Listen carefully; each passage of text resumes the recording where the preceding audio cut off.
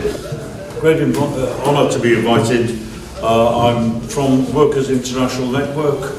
We produce this journal On the Brink. If anybody wants copies, we have them.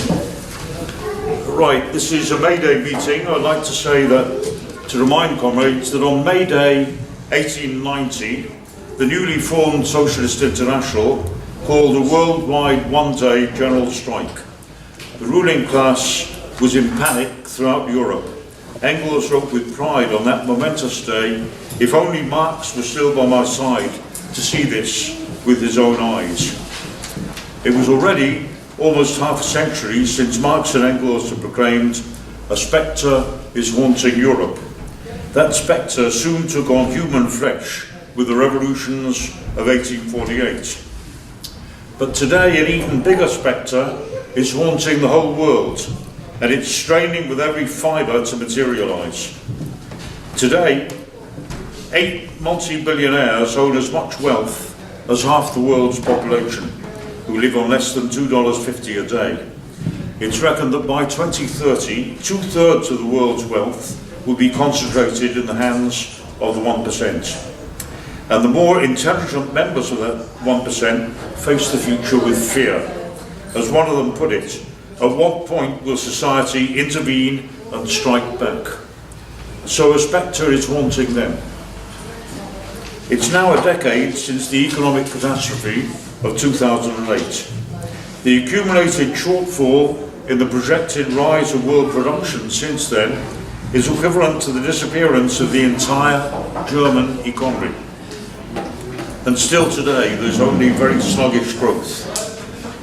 $10 trillion were injected into the world economy after that recession, but still the capitalists have failed to make any meaningful productive investments. So there's a huge ballast of loose cash swilling and sloshing around, salted away in land, property, artworks and asset stripping. World trade is shrinking and threatens to collapse in the new era of protectionism and trade wars. And once a new recession comes, with interest rates already at little more than zero, there are few options left to boost the economy. The depth of today's crisis brings to mind the horrors of the 1930s. Capitalism could only weather this storm at the cost of economic collapse, environmental destruction, mass migration, repression, xenophobia, racism, civil war, and ultimately world war. That is the nightmare prospect offered to us by the 1%, or more precisely, the 0.1%, who own and run the world. And yet before this dying class can deliver its final blows, it will first have to contend with the worldwide movement of the 99%, above all the working class, who are only just beginning to rise to their feet. The age of globalization has transformed the world's working class. In Europe, a newly pauperized working class living from hand to mouth is already beginning to spring into action using new instruments of struggle. Meanwhile, the heavy battalions have moved south and east. Of the world's 3 billion wage workers, for every one worker in the West, there are now 5 based in China, India, Russia, Eastern Europe, Latin America, Southeast Asia, and the Middle East. The working class is now, for the first time, a majority of the world population. Crucially, it's women now who, for the first time, constitute the majority of this class and are often at the forefront of struggle, both as militant workers in their own right and in their role as traditional custodians of the family at the cutting edge of resistance to austerity attacks both on wages and on welfare. It's above all the new working class who have yet to put their stamp on history and show the world a new way forward. A new, stronger, more cohesive international class is being built, bestriding every continent and rapidly learning afresh the strategy and tactics of the class struggle. So the world today is trembling on the brink of unprecedented upheavals. There has never been such volatility. For months now, there have been weekly uprisings throughout France. France has rich revolutionary traditions going back well over 2 centuries. But whichever direction you look, you don't have to go far to find the same story. Full-scale uprisings involving tens or even hundreds of thousands in the streets, toppling their dictators, demanding a new society. Look south, the revolution is in full swing today in Algeria and Sudan. Last year in Jordan. Who said the Arab Spring is dead? Look west to Haiti, and it's the same story. Look east, and you see workers and youth already beginning to fight back against the vile, rotten, but feeble right-wing governments of Hungary, Poland, and Turkey. Revolution is bubbling to the surface. Above all, as I'm sure we'll hear later, look at the rising tide of workers' strikes and protests in Iran. 2014 saw the first ever general strike of protest and resistance which transcended national barriers throughout southern Europe. In 2017 and then again in 2018, 200 million workers in India participated in the two biggest general strikes in world history. 35 million workers in Brazil staged the biggest ever general strike in Latin America before falling victim to counter-revolution. There was a general strike in South Africa and an uprising in Zimbabwe. Add to that the growing strike wave of the new working class in China, rising to its feet in construction, mining, transport, manufacturing, services, education and retail, including sit-ins, workplace blockades, occupations and demonstrations. In recent years we've seen the Arab Spring, the Spanish Indignados, the Greek general strikes and the worldwide Occupy movement, when demonstrations were held in more than 950 cities in 82 countries.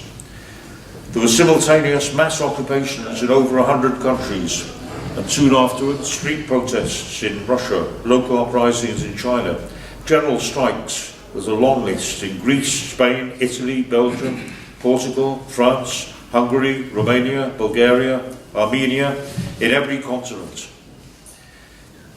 Everywhere, capitalism and its totems are hated. In Greece, according to a poll, 33% of the population want revolution. Last year in the USA, 54% of respondents voted yes to the idea of, quote, a political revolution to redistribute money from the wealthiest Americans. That included 68% of Afro-Americans, 65% of Hispanics, and 68% of young people under 30. 37% of all Americans think, quote, socialism is superior to capitalism.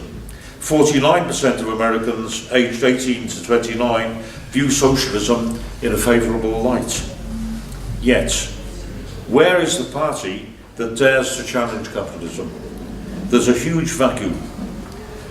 When tens of millions of workers and young people protest on the same issues with the same slogans, often on the same day, sometimes in internationally synchronized action, that means that the world party of the future is straining to materialize in front of our eyes.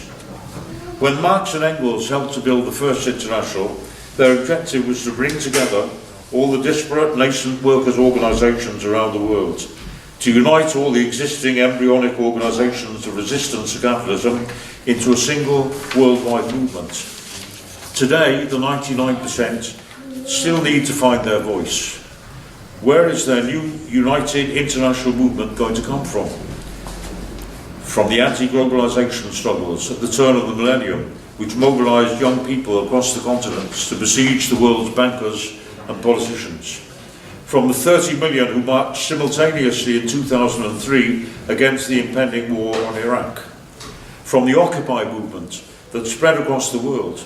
From the crowds that thronged the public spaces around the world. From Tiananmen Square in Beijing, Palace Square in Bucharest, Wenceslas Square in Prague, Tahrir Square in Cairo, Puerta del Sol in Madrid, Plaza de Catalunya in Barcelona, Syntagma Square in Athens, Zuccotti Park in New York, Causeway Bay in Hong Kong, Symphony Way in Cape Town, city squares in Oaxaca in Mexico, in Wisconsin and Santiago, and right now at this moment in Algiers, Khartoum and Port-au-Prince. In Athens, the demonstrators put up posters and flying banners with defiant anti-capitalist slogans, written not just in Greek, but in English, Spanish, French, Italian and German, explicitly rallying the working people of Europe and calling on them to join their revolution. Reclaiming the streets is an assertion of universal democratic rights in the era of globalization and the internet, drawing into a common front workers, students, women, youth, professionals, the self-employed, the unemployed, migrants. Across the world, in the workplaces and on the streets, women are organising to fight for gender equality and to oppose sexual exploitation and oppression. And above all, it's in the factories of China and their nascent underground trade unions that the future salvation of humankind could lie. China now has well over 100 million industrial workers, more than twice as many as in all the G7 countries put together. And as in Russia in the 1890s to 1905, its peasants using a feudal wooden plough finding themselves suddenly transplanted to huge factories operating the latest technology, with corresponding effects on their consciousness and their combativity. In Russia, that led directly to strikes, Soviets and revolution.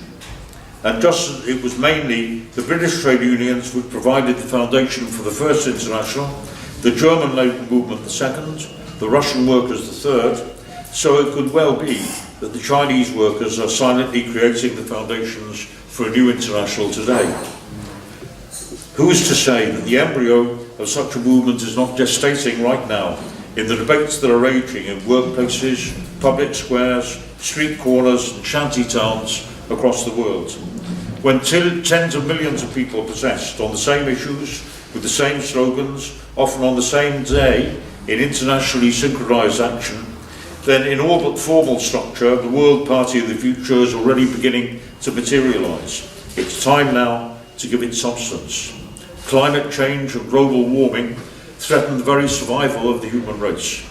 We have not only a world to gain, but a world to save from annihilation. It's all the more necessary today to unite the struggles of the workers of all countries, of all continents, social, gender and ethnic groups, to link with the environmentalist and anti-capitalist protest movements, and to build worldwide solidarity. To do that, we need to learn from one another's experience and to link up and mount a worldwide struggle for a better world. Let's continue this task together, not just at May Day rallies, but in the slow, patient work day by day. Thank you very much, comrade.